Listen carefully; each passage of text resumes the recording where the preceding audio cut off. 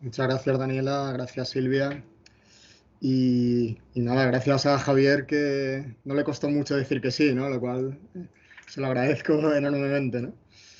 Bien, para los que no lo conocéis todavía, Javier, pues Javier es profesor titular de universidad en la Facultad de Educación de la Universidad de Zaragoza. Fue adjunto al rector para innovación docente y responsable de calidad de los títulos de esta universidad entre 2008 y 2012. Y anteriormente fue también director del ICE de su universidad, ¿vale? Con lo cual eso significa que lleva, digamos, implicado en temas de innovación docente, de mejora de la calidad en educación superior desde hace mucho, mucho tiempo, desde finales de los 80. Actualmente también es miembro de la junta directiva de REDU, que no sé si os suena, pero es la red estatal de docencia universitaria, digamos la más oficial que tenemos en nuestras universidades. Y además colabora desde el año 2012 con agencias de calidad de evaluación de los títulos. Bien, a mí me gustaría destacar entre sus numerosas publicaciones en investigación educativa, casi siempre relacionada con la educación superior, que ha sido investigador principal de un proyecto llamado Marco de Desarrollo Académico Docente. ¿Vale? Como estaba hablando él en la previa, ¿no? Pues desgraciadamente en España no hay demasiada tradición en que los docentes nos desarrollemos como tales, sí como investigadores, que sabéis que eso nos castigan continuamente y lo tenemos mucho más a mano. Sin embargo, pues bueno, nuestro desarrollo docente es algo como más particular, más individual y que no se nos exige demasiado al respecto, ¿no? Bien, pues fruto de este proyecto de investigación, Javier, junto con otros autores pues, de País Vasco, de Deusto, está Amparo Fernández también, compañera nuestra del ICE, son autores del libro, un libro que os recomiendo, por cierto, que se llama Cartografía de la buena docencia universitaria, un marco para el desarrollo del profesorado basado en la investigación. Un libro un poquito duro de leer, Javier, perdóname que haga ese comentario, pero muy, muy interesante. ¿Vale? Bueno, y en fin, sus contribuciones en este ámbito son numerosísimas y es extraño no asistir a un congreso de docencia universitaria que no esté Javier trabajando mucho, ¿no? Bien, pues en particular la plenaria nos va a hablar de un tema que él conoce muy bien y que además estamos trabajando, yo creo que de manera muy, muy interesante en el programa de investigación educativa que tenemos aquí en la universidad y que lleva el ICE, y que son los conceptos umbrales, ¿vale? Es un tema quizá no muy conocido, pero lo interesante creo que va a ser es que cualquiera de nosotros en nuestras áreas de conocimiento particulares podemos intentar entender qué es eso y tratar de, pues bueno, de definirlos, ¿no? Aunque va a ser difícil, pero bueno, espero que él nos ilumine, ¿no? Bien, pues no me enrollo más. El nombre de la conferencia es Conceptos umbral y razonamiento experto, cómo se llega a pensar y actuar como lo hace un experto. Pues nada, Javier, todo tuyo. Pues muchas gracias, Pepe. La verdad es que no cuesta nunca nada decir que sí a la Politécnica de Valencia, ¿no? Porque siempre es un placer estar con vosotros. Bueno, buena parte de las mejores experiencias en seminarios, en cursos que yo he tenido siempre son en la Politécnica, así que siempre es un placer estar con vosotros. Sí, la idea que llevo es hacer una reflexión sobre lo que son las competencias y la comprensión, ¿no? Cómo la comprensión conduce a las competencias, ¿no? Y un poco eso que llamamos formación por competencias y cómo lo hemos desarrollado en España, ¿no? Esa idea, ¿no? de competencias. Sí, un momentín, voy a presentar, es más fácil. Está, ¿verdad? La presentación. Sí, sí. Sí, sí. Me ha cortado el título, Pepe, con vuestro permiso, ¿no? En la idea de cómo se forma un experto. Bien, este problema de las competencias viene de una reclamación, a veces airada, por parte de la sociedad a las universidades para que hicieran una formación mucho más útil para la sociedad, ¿no? La idea básica es que en una sociedad del conocimiento, la formación de los ciudadanos y de los trabajadores es un activo estratégico en la competición global económica, ¿no? Y claro, y se reclama a las universidades tener un papel estratégico en todo ese juego para asegurar el informe Turing, por ejemplo, en Reino Unido, hablaba que directamente que para asegurar la competitividad y el bienestar de la sociedad era necesario que las universidades se pusieran las pilas a ofrecer una formación adecuada a los tiempos. Esta es en general la reclamación y de dónde viene el discurso internacional sobre las competencias, o en muchos países se llama sobre la employability, ¿no? La idea de empleabilidad, ¿no? Más que de competencias, ¿no? De algún modo, este cita resume muy bien, ¿no? Cómo se planteaba el problema. Lo que parece evidente a partir de la investigación es que existe una falta de ajuste entre las capacidades que desarrollan los estudiantes durante sus estudios y las que se necesitan en el puesto de trabajo, ¿no? Y esta es una reclamación que a veces en la prensa internacional, sobre todo de ámbito anglosajón, toma tintes muchísimo más airados, ¿no? Un poco menos que acusando a las universidades de estar en babia y de estar condenadas a desaparecer si no cumplen ese papel estratégico, ¿no? para hacerlo. La pregunta que cabría hacernos es si realmente el profesorado universitario y las instituciones estamos en babia, ¿no? Si realmente nos despreocupamos de la utilidad que los estudiantes van a dar a su formación, ¿no? Yo creo que esto no es cierto en absoluto. No es cierto en absoluto porque en el ámbito académico se lleva mucho tiempo trabajando sobre lo que llamamos transferencia, ¿no? Del conocimiento. Y no es cierto también porque el profesorado, cada uno de nosotros individualmente en nuestras aulas, claro que nos preocupa la utilidad que los estudiantes puedan dar al conocimiento que reciben, ¿no? La cuestión quizás hay que plantearla en otros términos. La cuestión es que habitualmente tenemos una idea demasiado simple de lo que significan las competencias y cómo alguien llega a ser competente en un determinado campo, ¿no? Por plantearlo de un modo esquemático, solemos pensar que saber más conlleva ser más competente, o dicho a la inversa, ¿no? Que la competencia es más competente quien sabe más, ¿no? Y esa idea de ligar la competencia a la cantidad de conocimiento que alguien tiene, pues está, por supuesto, asociada a una idea del aprendizaje, de la enseñanza, del conocimiento. El conocimiento es objetualizado de algún modo, es algo que está allí en los artículos, en los libros, en los apuntes, que el estudiante, y eso es lo que entendemos por aprender, debe interiorizar ese conocimiento, lo cual lleva a una enseñanza de naturaleza reproductiva. Lo que se busca es que el estudiante interiorice ese conocimiento y lo reproduzca, sea capaz de reproducirlo. Claro que todo el mundo decimos, sí, pero comprendiéndolo, no repitiéndolo como loro, sino comprendiéndolo. Bueno, pero la investigación es muy clara en ese sentido. Los estudiantes comprenden mucho menos de lo que pensamos. Así que cuidado, porque esa idea de reproducir comprendiendo no casa muy bien, ¿no? Y por supuesto nuestro papel en la enseñanza es el de hacer accesible ese conocimiento que creemos asociado a la competencia, ¿no? Y ese hacer accesible es mostrárselo, traérselo, pero también el expresar ese conocimiento, comunicarlo de una manera clara, organizada, para que sea lo más accesible posible. Esto está ligado a la izquierda a una idea del currículo, ¿no? Que es el currículo como temarios, ¿no? Y conjunto de temarios, esa especie de acumulación de temas y temarios, ¿no? Que son las asignaturas, ¿no?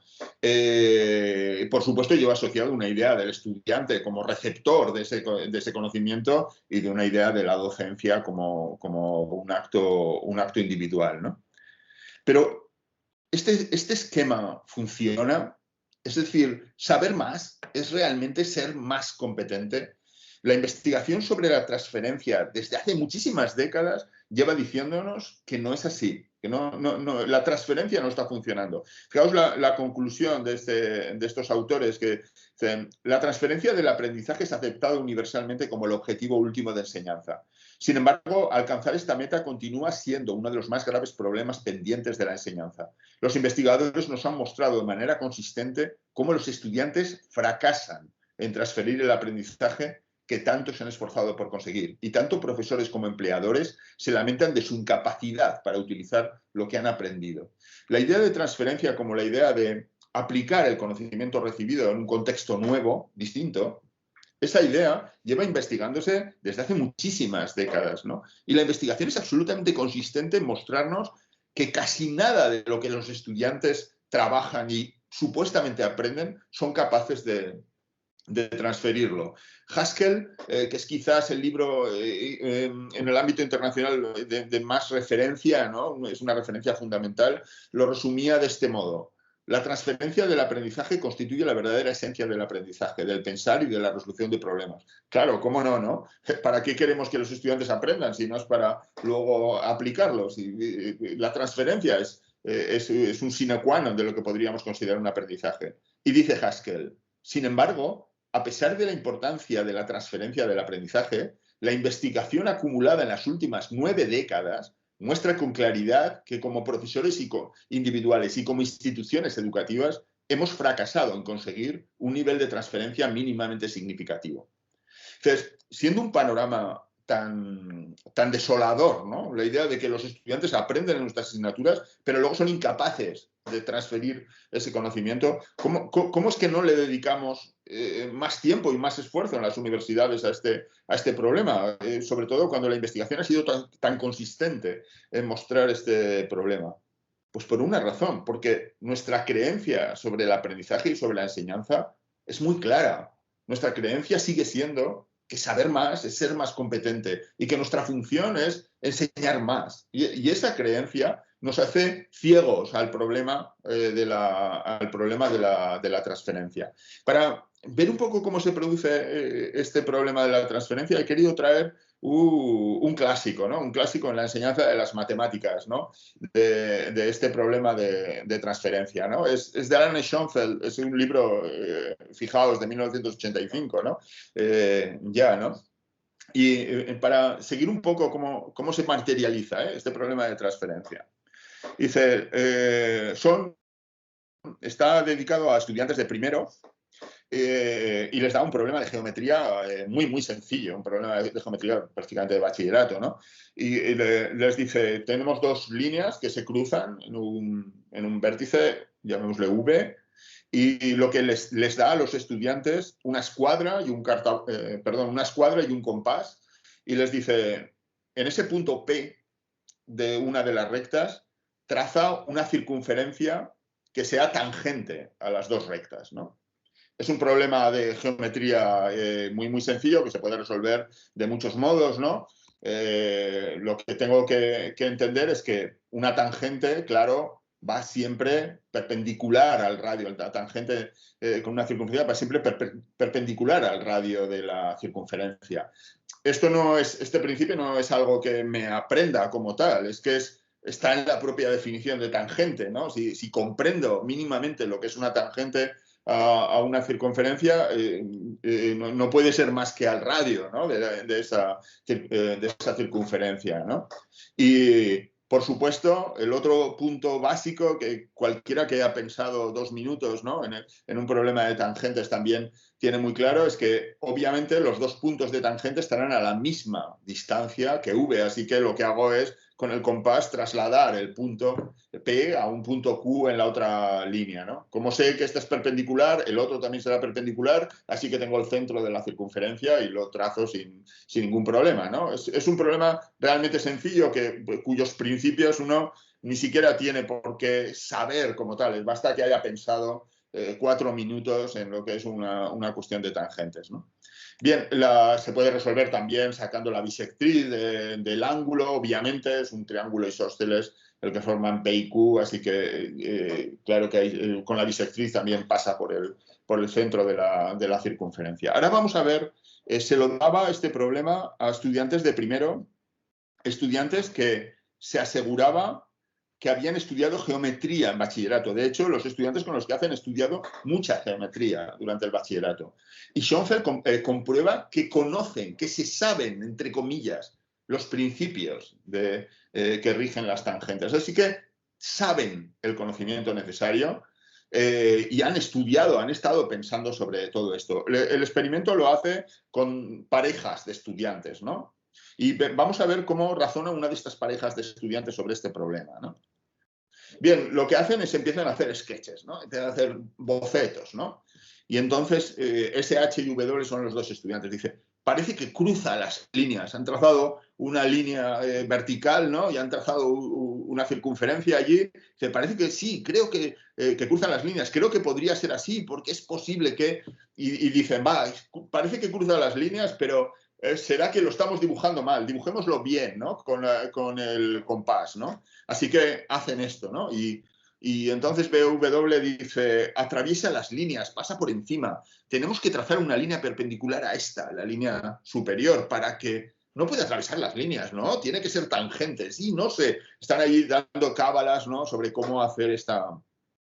Schoenfeld es muy bueno porque los califica de empiristas ingenuos, ¿no? Porque lo que hacen es, en vez de coger los principios de las matemáticas y directamente resolverlo, ¿no? O pensar en términos de principios, ¿no? Para hacerlos explorar, lo que hacen es ir probando, sin más, ir probando, ¿no? A ver si alguna solución da.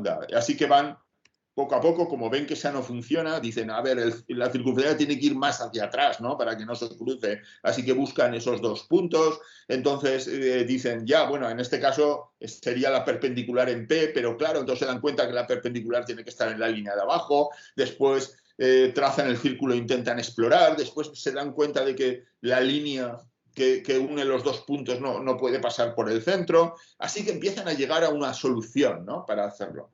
Y aquí es donde viene lo más interesante del experimento de Schoenfeld, ¿no? Porque dice, los estudiantes empiezan a decir, parece que ahora, sí, ya se han dado cuenta, ¿no? De que los puntos P y Q están más adelantados, digamos, que el centro de la circunferencia, ¿no?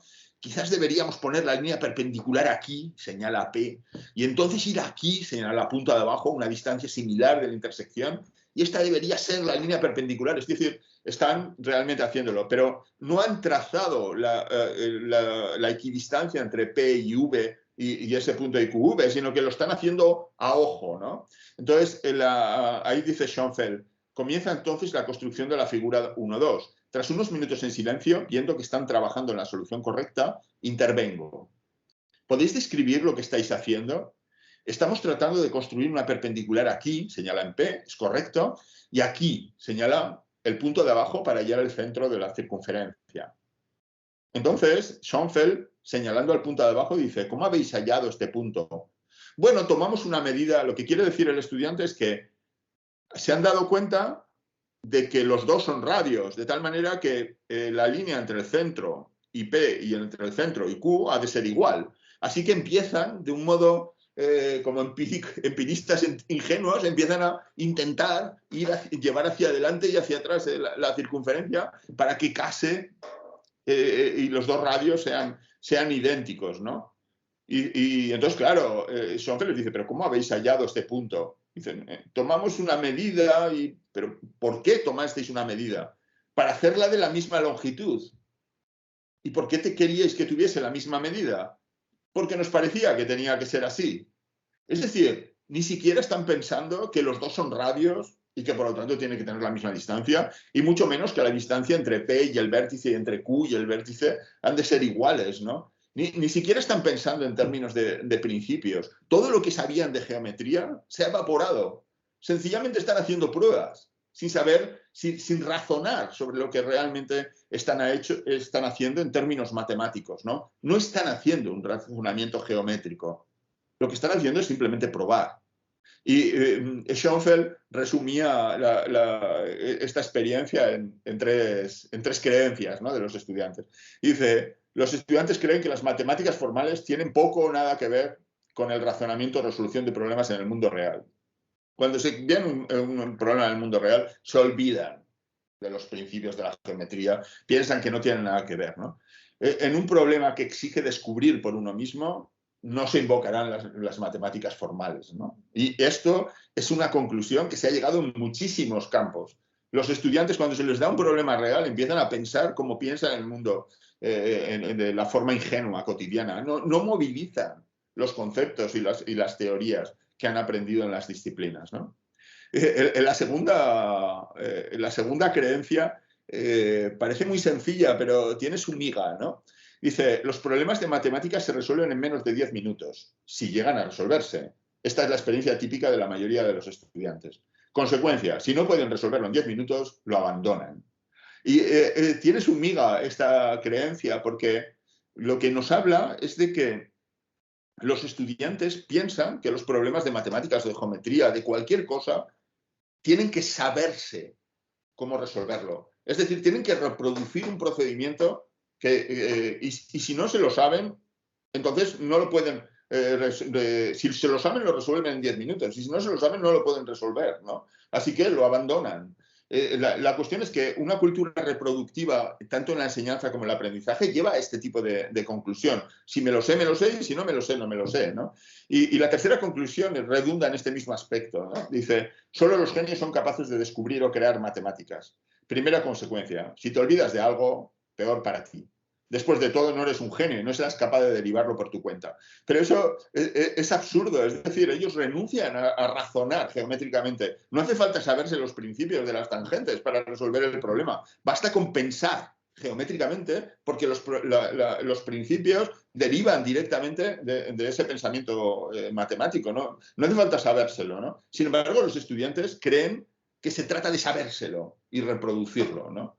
Y la segunda consecuencia, los estudiantes aceptan los procedimientos tal cual y no tratan de comprender por qué funcionan.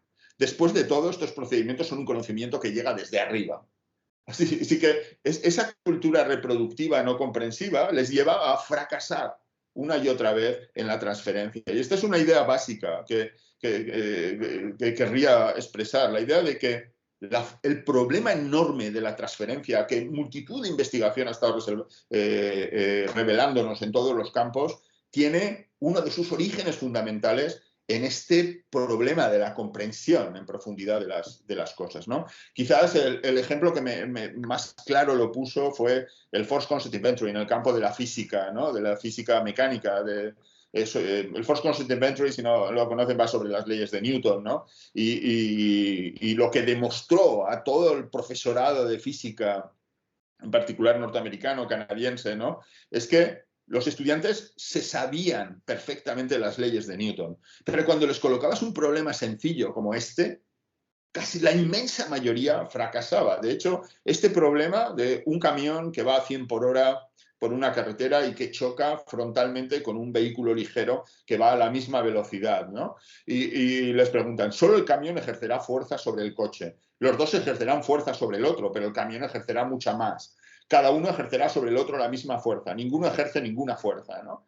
Lo que es curioso es que los estudiantes, sabiéndose perfectamente la tercera ley de Newton, acción-reacción, ¿no? Sabiendo perfectamente que una fuerza siempre tiene una reacción en sentido opuesto de orientación contraria, en sentido contrario, pero en la misma dirección, ¿no? Exactamente de la misma magnitud, son incapaces de ver que aquí la fuerza que ejerce el camión sobre el coche es la misma que ejerce el coche sobre el camión, ¿no? Que fuerza en física es un concepto relacional. Siempre puede ir por pares, ¿no? Y si en vez de con un coche se choca con un mosquito, el mosquito ejercerá la misma fuerza sobre el camión que el camión sobre el mosquito, ¿no? Dices, el problema es que me sé la tercera ley de Newton, pero no la comprendo.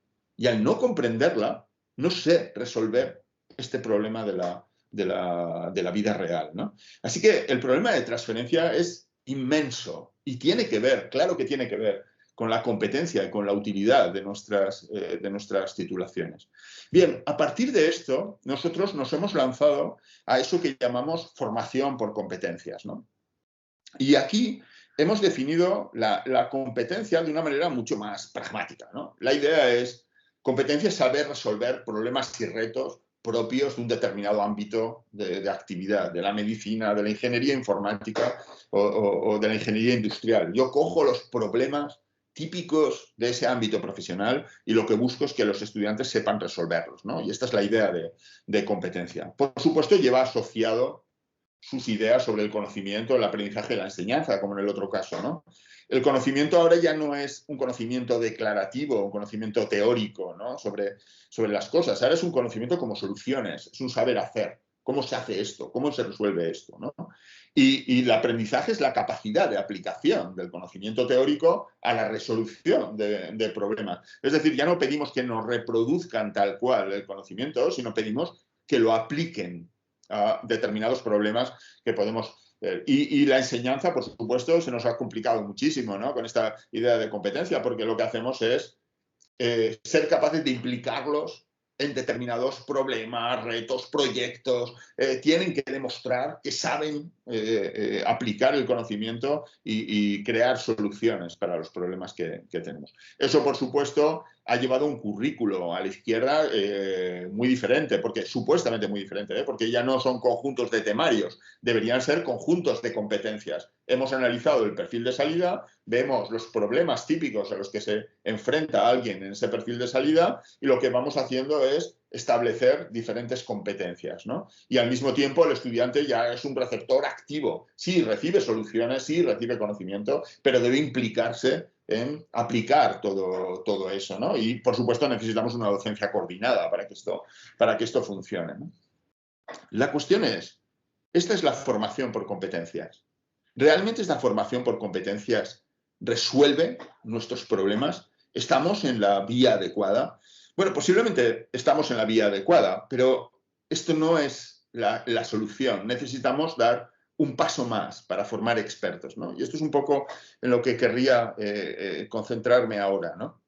Desde este planteamiento de la formación por competencias, hemos empezado por llenar nuestras titulaciones de prácticas, bien prácticas dentro de las asignaturas, bien practicum externo, bien prácticas externas al margen, es decir, la práctica, como la competencia se entiende como aplicación, la práctica ha empezado a ser una parte importante, ¿no? Para hacerlo. Así que pensamos que dándoles los conocimientos y dándoles los espacios para que practiquen y apliquen esos conocimientos, se harán competentes, ¿no? Pero esto no es realmente cierto, ¿no? La investigación cuestiona una y otra vez que el mito de que una actuación experta y un desempeño superior se desarrollen como consecuencia natural e inevitable de muchos años de experiencia en un ámbito. De hecho, la investigación lo deniega casi completamente. Existe amplia evidencia de muchos ámbitos de que el número de años de experiencia apenas se relaciona con la calidad objetiva de la actuación profesional. De hecho, en el ámbito médico existe incluso evidencia de que la calidad de actuación profesional se reduce conforme pasan los años, ¿no? La cuestión es que simplemente, si esto pasa con los profesionales en activo, ¿no? Que la experiencia no significa necesariamente una mejora para hacerlo, mucho más pasa con nuestros estudiantes. Pasar más horas en sus centros de prácticas haciendo prácticas no les permite una actuación cualitativamente mejor. No siempre lo hace. Por supuesto que la práctica es un componente importante de cualquier formación. No estoy negándolo en absoluto. Lo que digo es que no es suficiente. Realmente la práctica puede pasar casi sin dejar apenas huella si no se acompaña de otro tipo de cuestiones. Hay otra cuestión importante, ¿no? En este planteamiento por competencias, ¿no? Y es el problema de la fragmentación, ¿no? Perkins lo explicaba muy bien, ¿no? Para la respuesta más popular, ¿no? Dice, para afrontar la complejidad de la competencia, de ser competente en algo, ¿no? Dice, lo primero es elements first. La idea de, primero, es dar los elementos aislados, ¿no? Es decir, él dice, progresar gradualmente hacia la complejidad mediante el aprendizaje ahora de los elementos aislados para ponerlo todo junto después, ¿no? Hay en esto una lógica de ensamblaje, ¿no? Que a nosotros nos gusta mucho y que da muy buen resultado en otros campos, ¿no? Es decir, yo voy haciendo todos los elementos aislados de una bicicleta y después los ensamblo, ¿no? Esa metáfora de te doy todos los elementos aislados, te doy todas las competencias, todos los conocimientos, todos los procedimientos para hacer las cosas y luego tú lo ensamblas y acabarás siendo una persona capaz de afrontar la complejidad. Pero esta idea de fragmentar en elementos no funciona. Y no funciona porque, no porque la estrategia de Elements First no funcione, porque sí que es verdad que muchas veces te doy 3 elementos y luego es cuando nos ponemos a ensamblar, sino porque eso puede funcionar perfectamente. Pero lo que ocurre es que les vamos dando semana tras semana, año tras año, un montón de elementos y apenas tienen espacio para ensamblar. Es decir, lo que hacen es acumular elementos. De hecho, nuestros títulos, estos títulos flamantemente diseñados por competencias, apenas han superado esa fase de ser acumulativa de procedimientos, de conocimientos. Hay una concepción acumulativa que responde a esta lógica de los elements first, ¿no? Te voy dando todos los elementos y luego tú ya los ensamblas, ¿no? Pero lo cierto es que hay que comenzar a ensamblar desde el primer momento. Hay que integrar antes de seguir dando elementos, ¿no? Y el segundo aspecto del que hablaba Perkins es el que hemos hablado, el learning about, ¿no? Que es la idea de que, bueno, para aprender a montar en bici, primero te voy a explicar lo que es una bici, los materiales, cómo funcionan los cambios. Y esa idea de primero te doy toda la información y después tú ya la aplicas, ¿no? Primero te doy todos los elementos y luego tú ya los ensamblas, ¿no? Para hacerlo es una idea errónea, porque lo que hacemos es fragmentar todos los títulos en trocitos, ¿no? De todo, trocitos de información y trocitos de procedimientos, ¿no? Y esa idea de fragmentación va en contra de la idea de competencia, porque competencia es la capacidad de movilizar de manera integrada conocimientos muchas veces interdisciplinares, además de todo tipo de competencias transversales, y lo movilizamos todo de manera integrada para resolver el problema. La integración es parte elemental de la competencia. Y sin embargo, estas estrategias, ¿no? De segmentar en elementos. Yo hace poco hice un estudio sobre las competencias en el ámbito de la enseñanza de la economía, de las titulaciones en España, ¿no? Y había titulaciones que tenían 200 competencias, algunas de ellas muchas 100, y desde luego la mayoría tenía por encima de 30, 40, 50 competencias, ¿no? Para hacerlos como competencias centrales del título. Y dices, eso no puede ser. No puede ser. Una titulación está formando en 3, 4 grandes competencias. La integración es lo que es la parte importante, ¿no?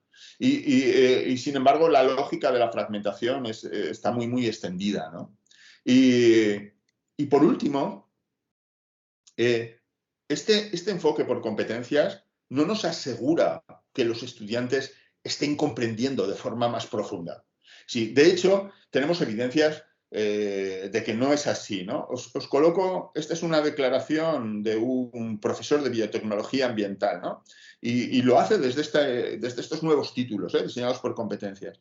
Dice, dada la importancia del concepto de PCR, es explicado tanto en las clases teóricas como en las clases prácticas, ¿no? Es decir, ya no tenemos solamente clases teóricas, ahora ya hacen prácticas, hacen la aplicación, ¿no?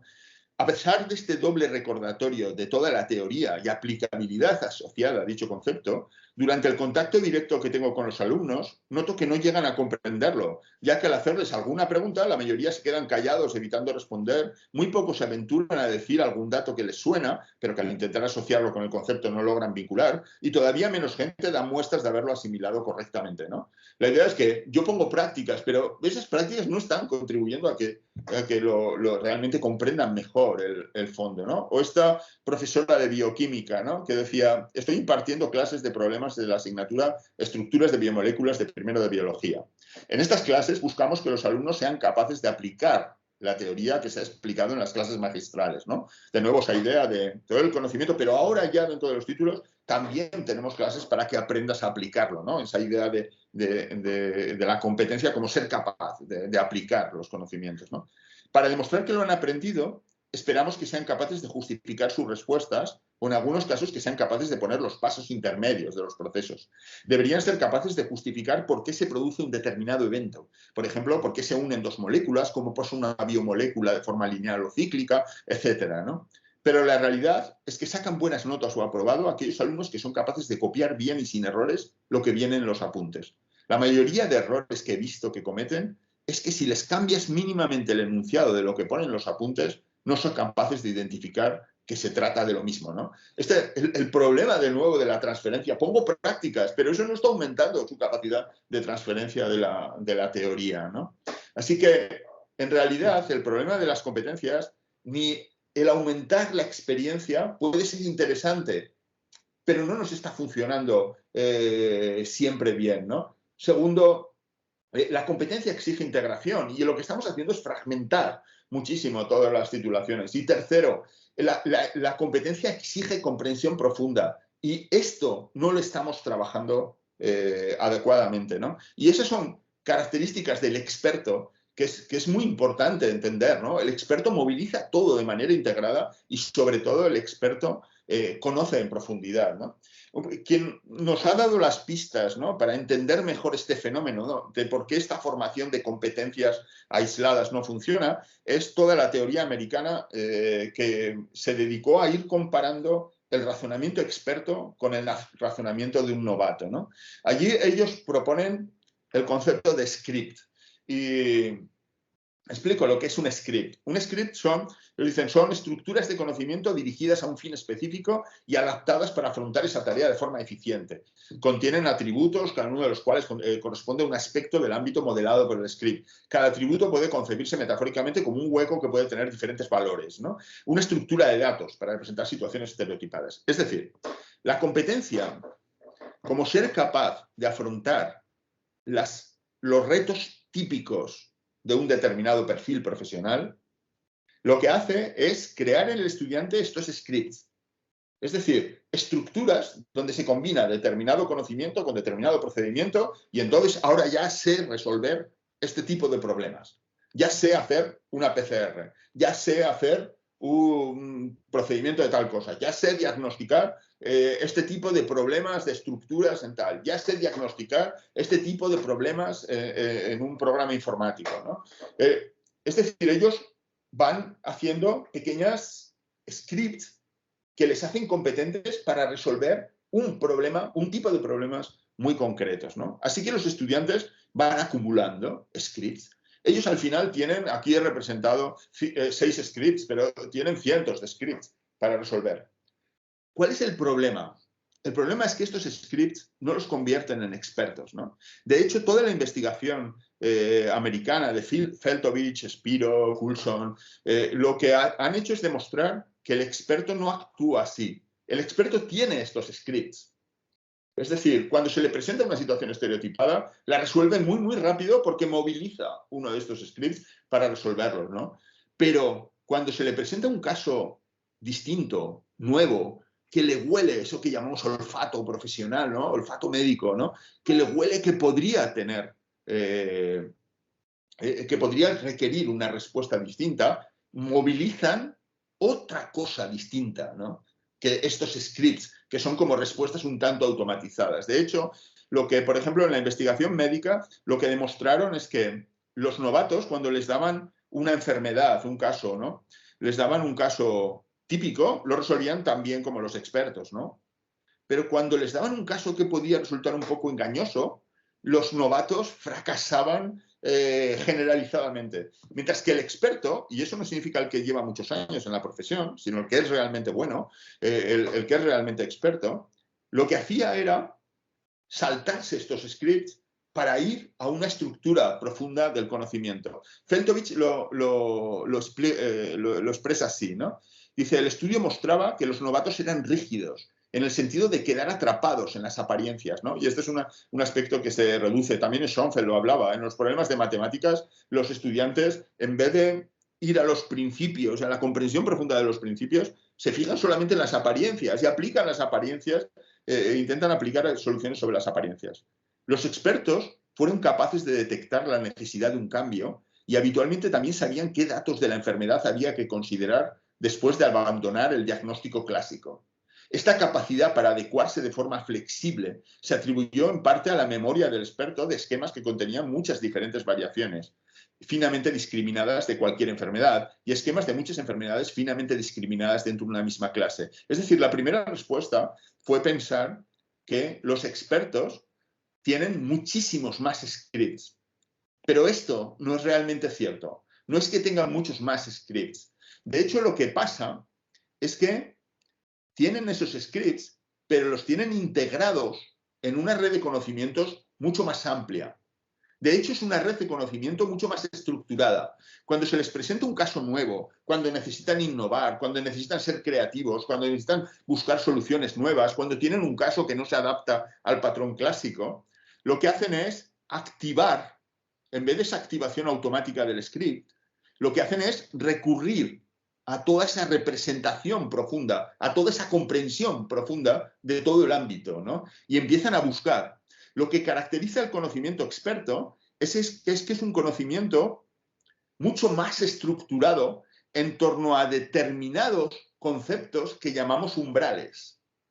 La comprensión profunda de esos conceptos umbrales lo que hace es permitir organizar todo el conocimiento de una manera relacionada. Y eso lo que hace es que un experto pueda saltarse el script e ir a buscar soluciones nuevas o ir a buscar soluciones a ese caso que es más complejo y que no es exactamente lo que parece, ¿no? Así que reactiva ese conocimiento profundo, ¿no? Estas conclusiones de la investigación sobre lo que distingue a un experto de un novato son muy importantes para nosotros, ¿no? Porque si nosotros fragmentamos los títulos y lo que les vamos dando son pequeños scripts, ellos seguirán siendo novatos. Es verdad que tienen la capacidad de resolver problemas concretos, pero también es verdad que son incapaces de pensar como lo hace un experto. Y esta es una idea básica. Lo que diferencia al experto del no experto es que cuando se encuentra un problema, se lo representa de forma cualitativamente distinta al activar toda esta red de conocimientos más profunda, ¿no? Es decir, y este es un poco el esquema, ¿no? Estábamos en una fase inicial y es que pensábamos que la transferencia se daba por hecha, que simplemente con darles los conocimientos necesarios ya los hacíamos competentes, ¿no? Vale, hemos pasado y luego, bueno, la experiencia y las prácticas, eso ya les acabaría de formar como experto. Después hemos llegado a un estado en el que estamos ahora, ¿no? O al menos estamos intentando estar, ¿no? Que es la idea de las competencias, y hemos integrado proyectos, problemas, casos en nuestra enseñanza, ¿no? De tal manera que teoría y estos problemas están integrados, ¿no? para hacerlo, ¿no? Pero vemos que seguimos teniendo problemas. Y el siguiente etapa sería la idea esa del razonamiento experto, lo que en la literatura se llama ways of thinking and practicing, ¿no? La idea es que un experto es alguien capaz de tener flexibilidad cognitiva. Es decir, que es capaz de modelar su conocimiento de manera flexible para interpretación del problema que tiene delante. Es decir, no simplemente sabe algo. Y lo que veíamos con los novatos es que tenían un esquema y pegase o no pegase, lo aplicaban al problema que tenían delante si las apariencias eran parecidas, ¿no? He aprendido, el caso más salvaje lo explicaba Perkins, ¿no? En un problema dice, tengo unos estudiantes que han protestado, ¿no? Porque les puse en un examen un problema de un objeto de física, un objeto que caía en un pozo, ¿no? Y los estudiantes protestaron porque habíamos estado estudiando problemas de caída de objetos, pero desde torres. Y eran incapaces de transferir un problema estudiado en torres a un problema de un objeto que caía en un pozo, ¿no? Lo cual ya implica un fracaso de la transferencia muy, muy grande, ¿no? Lo que caracteriza al experto es precisamente el ir mucho más allá de las apariencias, la comprensión profunda de las cosas, y esa comprensión profunda le da flexibilidad cognitiva, le da la capacidad de readaptar su conocimiento de forma particular para afrontar el problema que tiene delante o para inventar una solución nueva, ¿no? Es decir, la competencia ya no es aplicar las soluciones que ha aprendido, es razonar y actuar como lo hace un experto. Y eso, desde el punto de vista del conocimiento, es un cambio muy importante, porque ya no se trata de el conocimiento como soluciones, sino el conocimiento como problemas y métodos para abordarlos, ¿no? Esos problemas, ¿no? Y el aprendizaje como capacidad de razonamiento y actuación. Es decir, se requiere el cambio, se requiere modelar, intelectualmente ser capaz de manejar, de representarse, siguiendo los conceptos y principios científicos, ser capaz de representarse la situación que tiene delante, ¿no? Y la enseñanza es la capacidad de provocar ese cambio conceptual, ¿no? El currículo es entonces un trayecto, ¿no? Para ir poco a poco aprendiendo a ser experto, ¿no? Esta idea del razonamiento del experto es muy importante porque lo que caracteriza la educación superior es abrir al estudiante a las complejidades e incertidumbres del conocimiento. Es decir, Barnett lo explicaba muy bien, esta es una época de complejidad. La tarea de la educación superior no es la de la formación profesional, de explicar soluciones, protocolos de solución a los estudiantes. La tarea es desarrollarlos intelectualmente para que sean capaces de razonar soluciones nuevas o de afrontar un mundo complejo donde tenemos que muchas veces enfrentarnos a problemas que están mal definidos y a los cuales tenemos que lanzar hipótesis, ¿no? Esa capacidad de lanzar hipótesis, de intentar investigar la situación para producir una vía nueva de resolución del problema. Eso es lo que caracteriza a la educación superior, ¿no? Eso es lo que debería caracterizarlo, ¿no? Y lo importante es ver que esta idea de comprensión profunda, la idea de aprendizaje constructivo, lo que dice es, frente a la reproducción del conocimiento, lo que vamos haciendo es exigir a los estudiantes que nos den algo más allá del material que les damos, ¿no? Esa es la idea de aprendizaje constructivo, que se pide al estudiante que vaya más allá. La comprensión profunda exige ir bastante más allá. Lo que sabemos de la comprensión profunda es que es propia del que se para y se pregunta, del que coge lo que les damos, el material, las ideas que están en el libro, las que les explicamos en clase, y con ellas no son capaces simplemente de aplicarlo a una situación típica, que es lo que vemos que estaría aquí en el centro, sino que, por ejemplo, son capaces de confrontar dos teorías alternativas, de diseñar un experimento que confirme una teoría o de formular una hipótesis nueva sobre un fenómeno, sobre un problema. Esa capacidad de formular una hipótesis sobre el problema que tengo delante es lo que posibilita la comprensión profunda, ¿no? La comprensión profunda se forma en este tipo de problemas. O dicho de otro modo, necesitamos recuperar la complejidad en la educación superior. Necesitamos que realmente los estudiantes vayan mucho más allá de la reproducción del conocimiento o de la simple aplicación de ese conocimiento a una situación estereotipada. Necesitamos que realmente razonen. Y ese razonamiento no se forma porque sí. Ese razonamiento se forma cuando atacamos esa comprensión profunda. Y es aquí donde los conceptos umbrales ocupan una posición central, ¿no? Los conceptos umbrales es una idea que surge precisamente de la investigación sobre los ways of thinking and practicing de un experto, ¿no? Porque lo que nos fuimos dando cuenta es que la forma en que razona un experto, la forma en que interpreta el problema que tiene delante, está movilizando todo ese conocimiento, y ese conocimiento está organizado en torno a nodos clave. Y lo que nos dábamos cuenta es que los novatos, lo que ocurre es que no comprenden en profundidad esos conceptos umbral, esos puntos clave que organizan la red. Y eso es lo que les impide razonar como lo hace un experto. Así que en las últimas décadas nos hemos lanzado a intentar identificar en las diferentes disciplinas cuáles eran los conceptos umbral que estaban bloqueando el camino de los estudiantes para pensar y actuar como piensa y actúa un experto, ¿no? Es decir, para formar un experto necesitamos, por un lado, pedirle que vaya cada vez más allá del material, es decir, pedirle que razone, y necesitamos además salir al paso de los problemas que encuentra para razonar como un experto. Para formular hipótesis sobre un problema, sobre un fenómeno nuevo, necesita razonar como un experto, pero para razonar como un experto necesita comprender en profundidad determinados conceptos clave que son los que organizan todo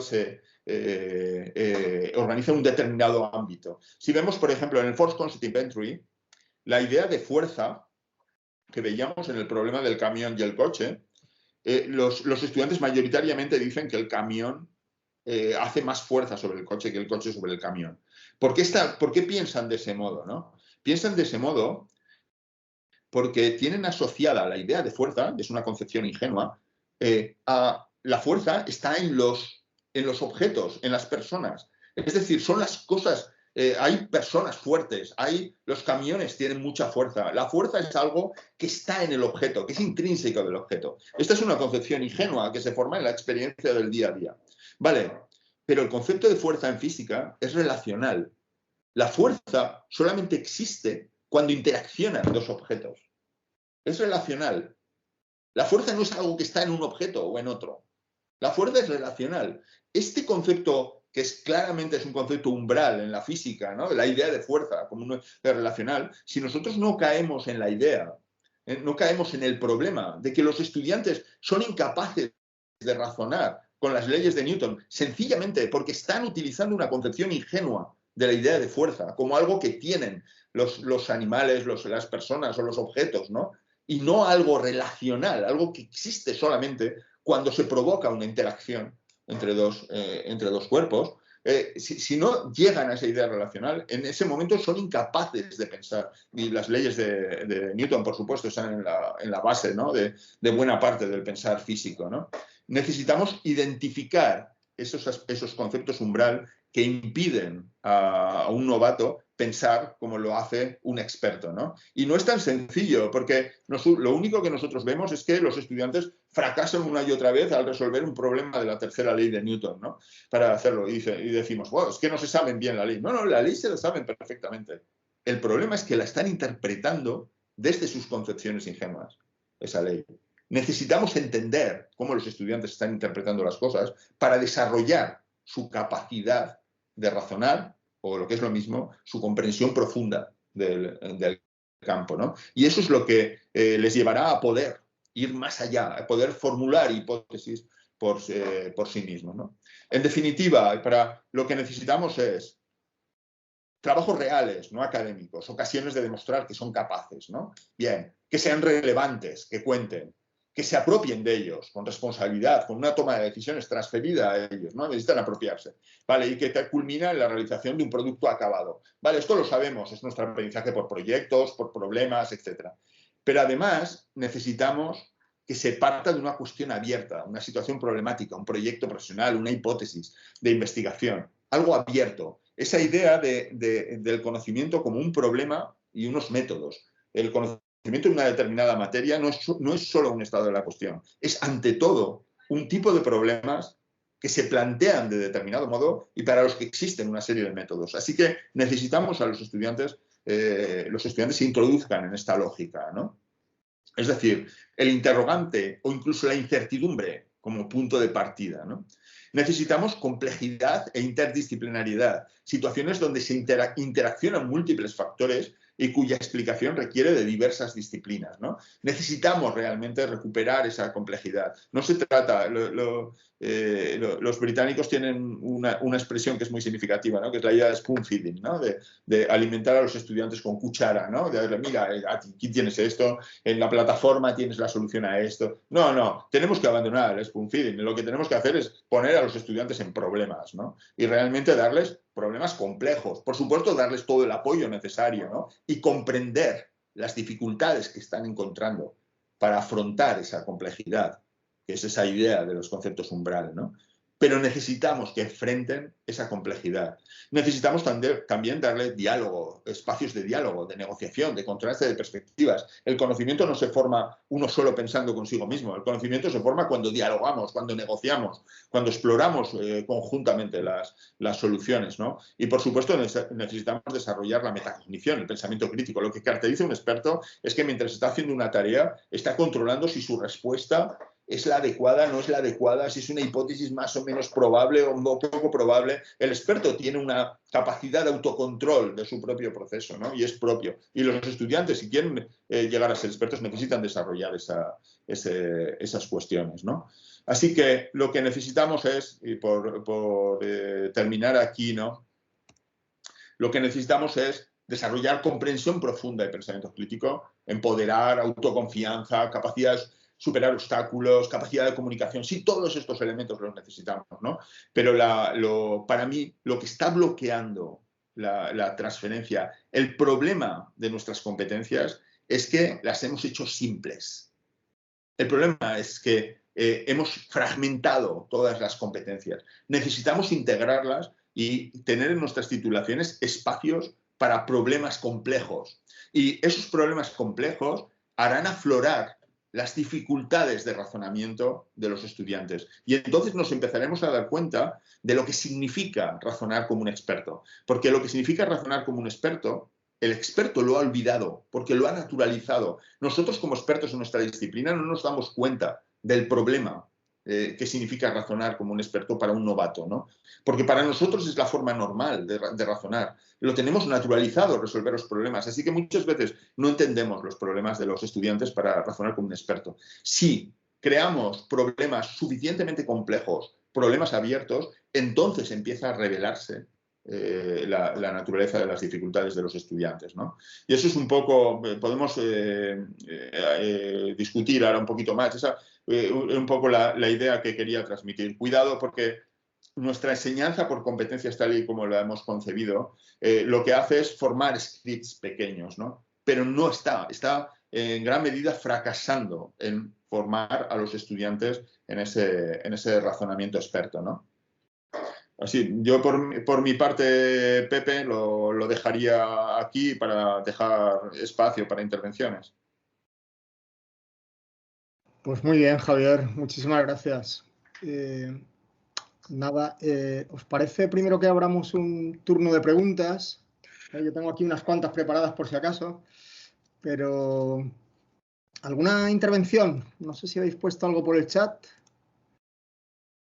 ¿O alguien quiere directamente levantar la mano y lanzarle una pregunta a Javier? Bueno, yo en el chat no veo nada, soy José Luis. Estoy aquí. Xavi dice. Xavi Molero tiene... Hola. Vale, perdona, Xavi, que no te veía. Nada, es una curiosidad porque me he quedado un poco crujido con lo del camión y el coche y esto de la fuerza. O sea, entiendo lo que quieres decir y cuál es el planteamiento, pero estos ejemplos no pueden servir precisamente para conectar y para entender bien los conceptos. Esa es mi pregunta. Quiero decir que algo tan evidente pues debería estar metido dentro del proceso de enseñanza, ¿no? Para poner precisamente en evidencia esas faltas de entendimiento de los conceptos. Sí, obviamente. A partir del For Concept Inventory, con este tipo de preguntas, lo que hizo fue desvelar la falta de comprensión profunda por parte de los estudiantes universitarios de la mecánica. Pero los datos son abrumadores, ¿eh? No he querido sacar datos, pero son abrumadores, porque incluso después del curso universitario, que son conceptos de bachillerato, de secundaria en realidad, y después del curso universitario la mayor parte eran incapaces de resolver este tipo de problemas, ¿no? Eric Masur es muy divertido, ¿no? Cuando cuenta que les puso estos problemas y dice: yo la verdad es que temía una revolución, porque son problemas tan sencillos que me daba vergüenza planteárselos a mis estudiantes de Harvard, ¿no? Dice, esto es Harvard, ¿cómo les voy a plantear estos problemas, ¿no? Y dice, ay, qué ingenuo de mí, ¿no? Cuando me di cuenta que el 80% no los sabía resolver, ¿no? Los problemas, ¿no? Así que fueron un gran detector, ¿no? De esos problemas de comprensión profunda. Y efectivamente, utilizamos estos mismos tipos de problemas para provocar esa comprensión profunda. Son al mismo tiempo herramientas de test y al mismo tiempo herramientas que provocan el razonamiento y te hacen cuestionar. Lo que solemos hacer son baterías de este tipo de problemas, ¿no? En este caso, comprender de forma profunda la tercera ley de Newton es ser capaz de pensar sobre fenómenos concretos a partir de los principios de Newton. Así que es un caso concreto detrás de otro. Hay uno muy divertido, ¿no? De la tercera ley de Newton, ¿no? Que explicaba Perkins, ¿no? Y es: tengo 3 astronautas en el espacio y tienen cada uno bolas de nieve. Así que van a comenzar una batalla de bolas de nieve en el espacio y les pregunta, ¿cómo irá esta batalla, no? ¿Cómo funcionará, no? Esta batalla, ¿no? Y claro, todo el mundo dice, bueno, no sé, pues tirarán y fallarán, o no sé, acaban de representar la situación. Y dices, bueno, si aplicas la tercera ley de Newton, la misma fuerza que aplicas a la bola se aplicará a ti, ¿no? De la bola hacia ti. Así que los astronautas comenzarán a alejarse unos de otros rápidamente y además empezarán a dar vueltas sobre sí mismos en el espacio porque el brazo está fuera del eje, ¿no? Así que aquello será un caos nada más empezar, ¿no? Esa es la tercera ley de Newton. Cuando coloco a los estudiantes en esas situaciones, les obligo a pensar sobre la tercera ley de Newton. Y al obligarles a pensar sobre la tercera ley de Newton, voy desarrollando su comprensión profunda, ¿no? Pero el punto clave de la tercera ley de Newton, desde mi punto de vista, es la idea de que la fuerza no está en los objetos ni en las personas. La fuerza está en la interacción, es un concepto relacional.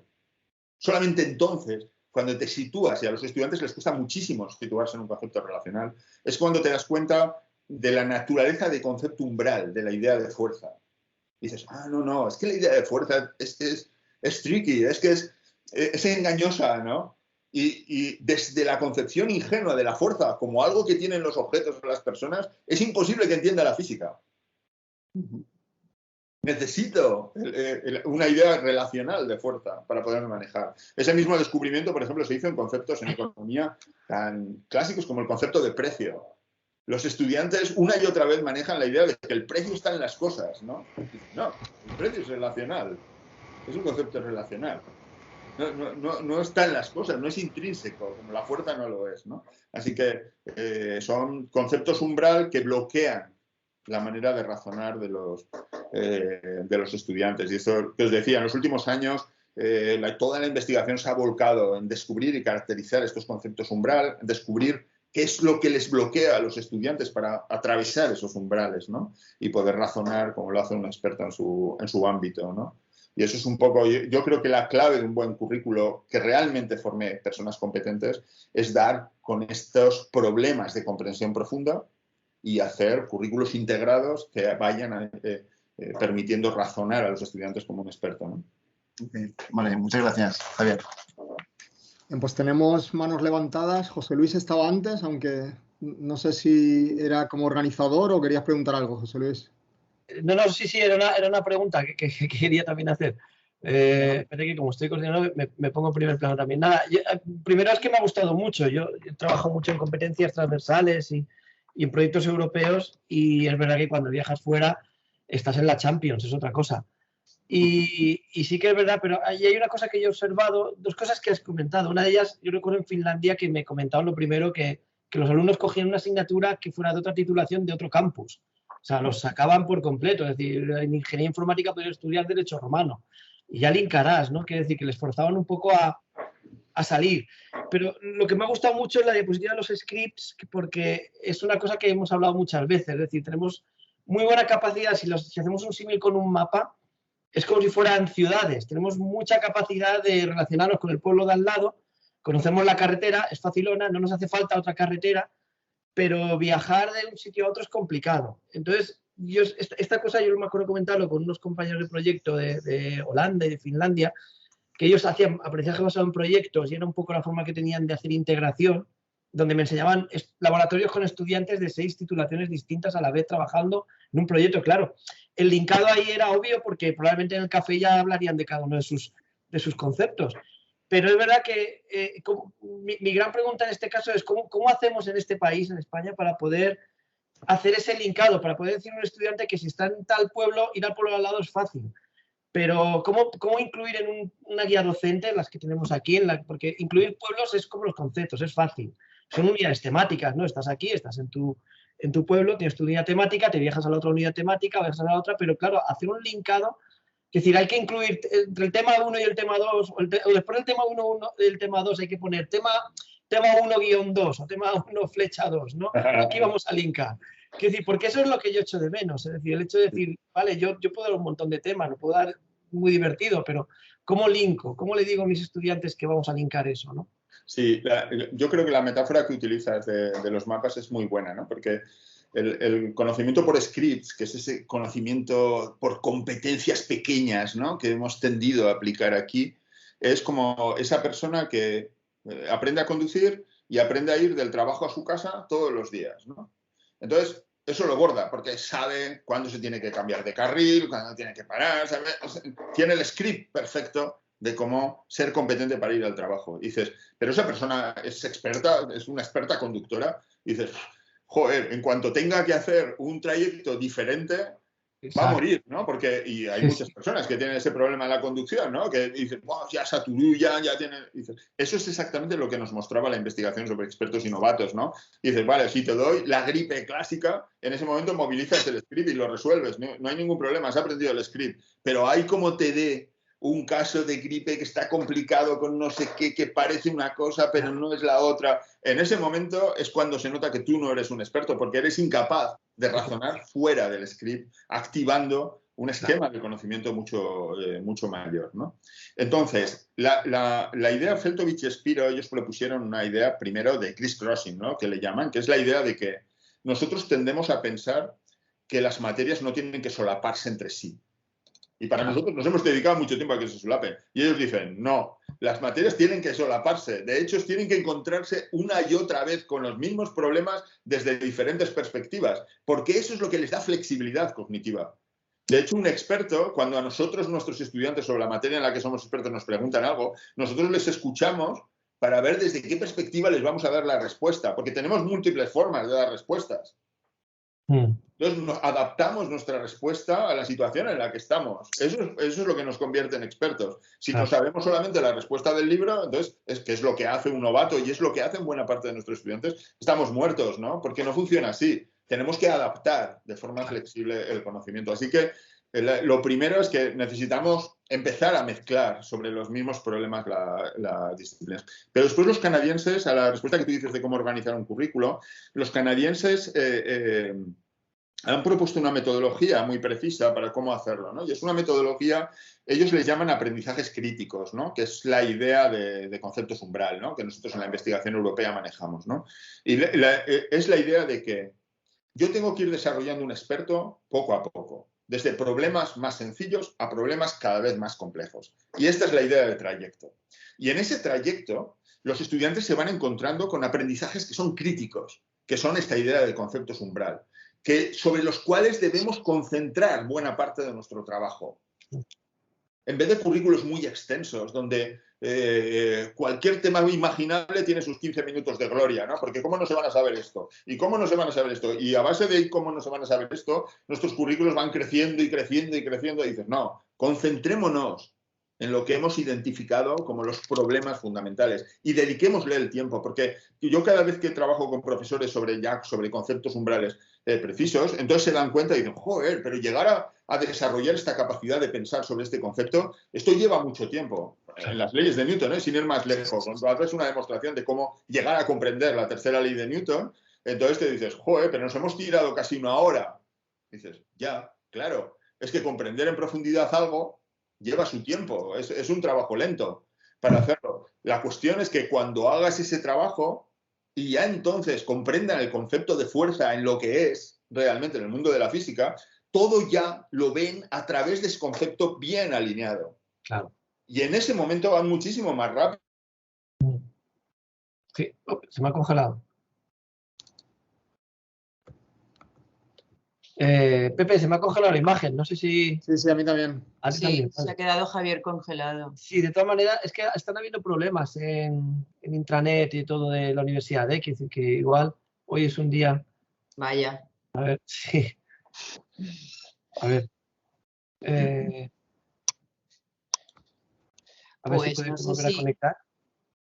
Claro, podría salir y volver a entrar. A ver si puedes posible. Fuera del campus dice que sí que va. Vale, lo quito de primer plano o me quito yo de primer plano, quizás es... A ver. Desde fuera del campus va ok, dice Miguel. Sí, ya está. Ahora ya. Vale, ok, ya estamos otra vez. Vale. Sí, me he conectado ahora por el cable de pared. Sí, no. Será más. Pues sí, bueno, yo creo que ha quedado claro, muchas gracias. Es que además es lo típico que observas, que enseñamos nuestras parcelitas de ciudades y que no somos capaces de enviarnos a viajar a otro lado, ¿no? Sí. Sí. Es complicado, pero el mayor problema para mí siempre son los temarios, porque nosotros sabemos hacer, ¿sabes? El temario es la ciudad, no el trayecto, ¿no? Y al final no el linkado. Lo que pasa Lo que pasa, José Luis, es que somos prisioneros, efectivamente, de nuestros temarios, pero los temarios los hemos hecho nosotros. Nadie nos ha obligado a hacer esos temarios. Sí, no, Somos yo nosotros. recuerdo una Y reunión y nos parece que es nuestra obligación, ¿no? Y dices, bueno, Claro. no, nuestra obligación es hacer competentes a las personas. Claro. Nuestra obligación no es el temario, ¿no? Sí, sí. Oye, pues nada, gracias. Pepe, si seguimos con esto. Sí. Daniela, quedan 2 palabras. Está Tony Martí y estás tú. Veo que voy justito de tiempo, pero bueno, tú coordinas, ¿vale? Le paso la palabra a Tony. Por favor, Tony, brevedad. También, Javier, te pido brevedad. Sí. Buenos días. Sí, seré breve. En primer lugar, gracias por la charla, Javier. Ha sido muy interesante. A mí hay una cosa que me preocupa constantemente con mis alumnos y es para convertirse en un experto, para integrar conocimientos y necesitas tiempo. Y yo no sé si los alumnos van cortos de tiempo. Tienen que asistir a muchas clases, asistir a muchas prácticas, hacer muchos trabajos y yo creo que no tienen tiempo para reflexionar y para dejar que las ideas maduren, como el buen vino que necesita tiempo para madurar y fermentar.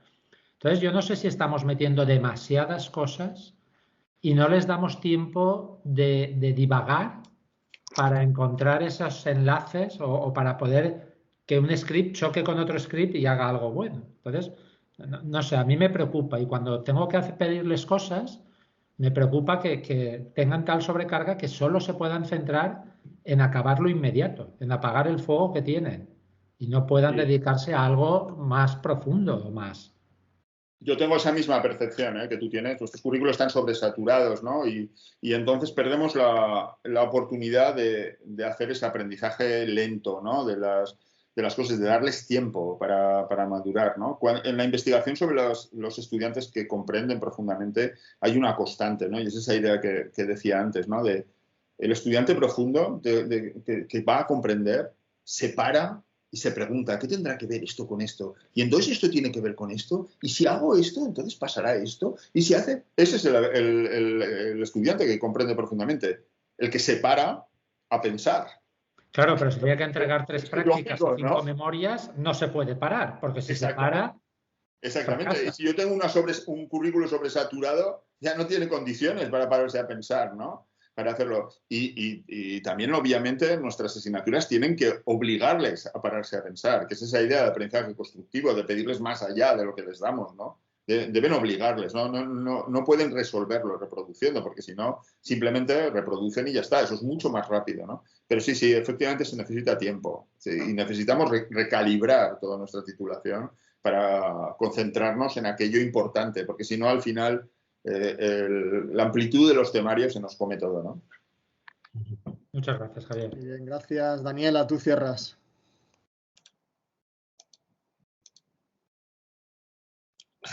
Daniela. El micrófono. Perdón, voy a ser muy breve también con la pregunta. Digo que efectivamente, que yo creo que eso es lo que más nos preocupa a todos, que es el tiempo.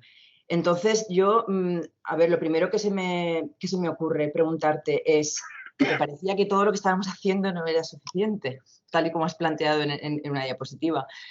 El aprendizaje basado en proyectos, quiero decir, puede ser una ayuda, ¿no? Es decir, si nosotros diseñamos nuestra asignatura no por temas, no por teoría y práctica, sino simplemente por pequeños proyectos, pues quizás en el momento en que estén dentro de ese tiempo limitado, ¿no? Que estén los estudiantes trabajando juntos, pues quizás sí que podrían tener una oportunidad para, bueno, pues para pensar, considerar, plantear, replantear, discutir y todo, y en fin, a lo que vamos. Sí, es que la cuestión no es la metodología en sí, ¿no? La metodología por proyectos o por problemas o por casos es perfectamente adecuada, no tiene problema. La cuestión es la naturaleza de esos proyectos y de esos problemas que abordan, ¿no? Porque en muchos casos los problemas que les ponemos en los casos, yo he visto, pero te diré, más de la mitad de los casos que yo veo en la metodología del caso, que yo veo utilizar casos, son como excusas para aprenderse la teoría. Y dices, no funciona así. No son ejemplos para aprenderse la teoría, un caso, ¿no? El proyecto ha de ser un proyecto grande y abierto, ¿no? Una de las tendencias que más resultado da en la formación de expertos es lo que llamamos undergraduate research, ¿no? Que es meter la investigación directamente que es un poco, si hubiera tenido un poquito más de tiempo, os lo hubiera presentado, ¿no? Es la idea de meter la investigación directamente en la enseñanza de grado, ¿no? ¿Por qué?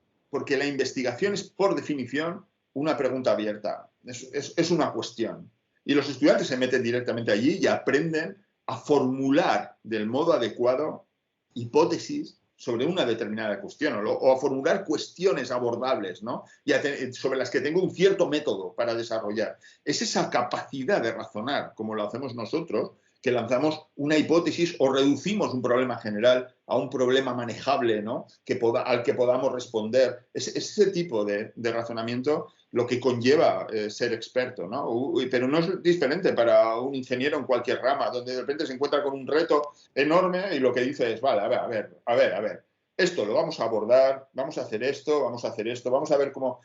Y el ingeniero no sabe cómo lo va a hacer, pero sabe cómo abordarlo, sabe cómo razonar, se representa el problema de una determinada manera. Y eso es lo que necesitamos enseñar. Y eso requiere tiempo, y esa es una parte muy importante, y requiere proyectos abiertos suficientemente grandes, suficientemente complejos. No pueden ser proyectos pequeñitos, ni casos pequeñitos, ¿no? Donde aprendo técnicas específicas. Bueno, las técnicas específicas están bien. O sea, el problema de la elementitis, ¿no? Como la llamaba Perkins, ¿no? Es de disgregar todo en elementos, ¿no? Pequeños. No son los elementos en sí, los elementos los necesitamos. Y en algún momento tenemos que aprenderlos. Claro, el problema es que tenemos que aprenderlos a la vez que los integramos en ese razonamiento general. No aprendiendo un montón que luego ya en tu vida profesional ya los ensamblarás. Y dices, no, en el momento que llegue a mi vida profesional ya casi no tengo nada por qué ensamblar, porque ya lo he olvidado todo. Y eso es un poco, ¿no? El recuperar grandes proyectos complejos, ¿no? Que permitan a los estudiantes desarrollar esa capacidad de razonar y al mismo tiempo nos informen, sobre si realmente están siendo capaces de razonar. Bueno, yo espero que después del descanso, el testimonio de los estudiantes de nuestro grado en ciencia de datos que han trabajado así, con asignaturas, bueno, en realidad toda la titulación está basada en grandes proyectos. Han trabajado con asignaturas interrelacionadas, han trabajado con varios profesores, ¿no? Con varios docentes al mismo tiempo también. Y quizás, pues, bueno, pues ahí podremos averiguar si vamos aquí en este centro por buen camino. Pues no sé si, bueno, nuestro compañero Ramón Moya ha comentado eso, ¿no? Que quizás no es cuestión de tiempo, ¿no? Pepe. Sí, desde luego. Yo estoy bastante de acuerdo, ¿no? Es como lo enfoquemos. Eso, yo creo que lo vemos en las asignaturas, ¿no? Cuando yo estoy en asignatura de primero y siempre tenemos batallas, ¿no? Entre quien quiere quitar y quien quiere poner, ¿no? Siempre hay gente que cada año quiere poner más cosas, ¿no? Cuando ya estamos al límite, ¿no? Y otros pues somos más del estilo de, pues eso, de intentar más quitar que poner, ¿no? Para poder hacerlo de otra manera, porque evidentemente, como comentaba Tony y también Ramón, pues es que al final le dedicamos mucho tiempo a cosas que ellos se podrían estudiar por su cuenta perfectamente, ¿no? Por no decir cosas que ya están totalmente desfasadas, ¿no? Que también las tenemos, ¿no? Sí, pero es que al final donde nuestra contribución es importante es en ayudarles a comprender esos puntos clave. Allí es donde somos insustituibles. En la información o en consultar una teoría o un modelo, eso lo pueden hacer en cualquier lado. Eso no es muy crítico. Es verdad que hay que manejarlos, y no quita con eso la importancia de determinados modelos. Por supuesto que no. Pero hay algunos aprendizajes que son críticos, que son esas ideas esenciales, ¿no? Y que son las que les impiden el pensar las cosas del modo adecuado. Bueno, pues concentremos el tiempo allí, ¿no? Porque ahí sí que somos insustituibles. Muy bien. Pues nada, Daniela, Vale. termino. Muchas gracias, Javier. Muchas gracias a todos por vuestras Gracias preguntas y por vuestra participación y hasta la próxima, Javier. Gracias, hasta luego. Pues gracias a los dos y a todos los que estáis conectados. Ahora como